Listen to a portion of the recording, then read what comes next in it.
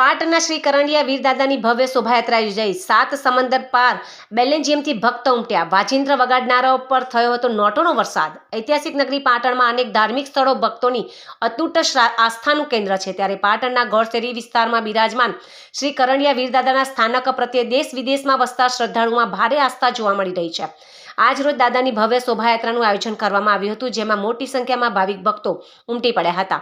આ શોભાયાત્રાનું આકર્ષણ એ હતું કે કરંડિયા વીરદાદા પ્રત્યેની અતૂટ શ્રદ્ધાને કારણે મૂળ પાટણના અને હાલ બેલેન્જીયમના એન્ટ્રોપમાં સ્થાયી થયેલા રાજુભાઈ શાહ ખાસ 7 સમંદર પારથી પાટણ પધાર્યા હતા। તેઓએ શોભાયાત્રામાં જોડાઈને ગોપાલદાદા મહારાજના આશીર્વાદ મેળવીને ધન્યતા અનુભવી હતી।